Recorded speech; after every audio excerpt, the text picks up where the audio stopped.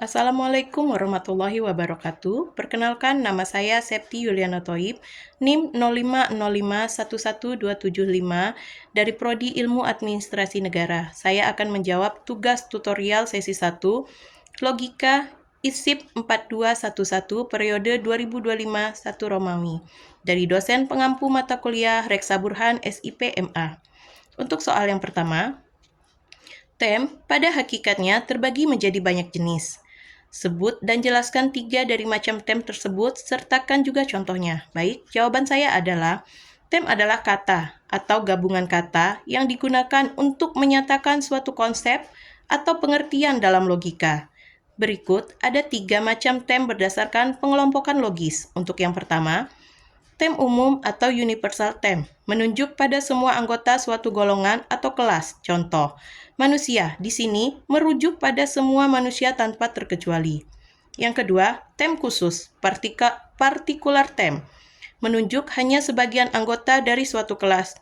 Contoh, beberapa mahasiswa, di sini hanya sebagian dari keseluruhan mahasiswa. Dan yang ketiga, tem tunggal atau singular tem, menunjuk pada suatu individu atau objek tertentu. Contoh, Socrates hanya menunjuk pada satu individu, yaitu filsuf Yunani. Untuk soal yang nomor 2, jelaskan dan berikan contoh bentuk sesat pikir atau logical fallacy. Bagaimana agar terhindar dari logical fallacy?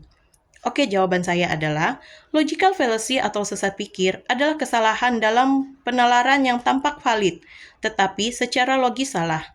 Hal ini sering menyesatkan atau melemahkan argumen. Contohnya, bentuk fallacy atau sesat pikir. Di sini yang pertama, ad hominem, yaitu menyerang pribadi orang yang menyampaikan argumen. Bukan argumennya. Contohnya, kamu tidak layak bicara soal lingkungan karena kamu sendiri suka buang sampah sembarangan. Alih-alih menanggapi argumen soal lingkungan, justru menyerang karakter pribadi. Yang kedua, strawman, yaitu mendistorsi argumen lawan agar lebih mudah diserang. Contohnya, dia menolak menaikkan anggaran militer, berarti dia tidak peduli pada keamanan negara. Padahal, bisa jadi dia hanya ingin anggaran digunakan lebih efisien, bukan tidak peduli. Untuk cara menghindari logical fallacy, di sini saya memakai 5. Yang pertama, pahami dasar logika formal dan informal. Yang kedua, fokus pada argumen, bukan pribadi atau emosi. Yang ketiga, gunakan bukti yang relevan dan valid. Yang keempat, latih kemampuan berpikir kritis dan terbuka terhadap kritik. Yang kelima, verifikasi asumsi dan kesimpulan sebelum menyampaikannya.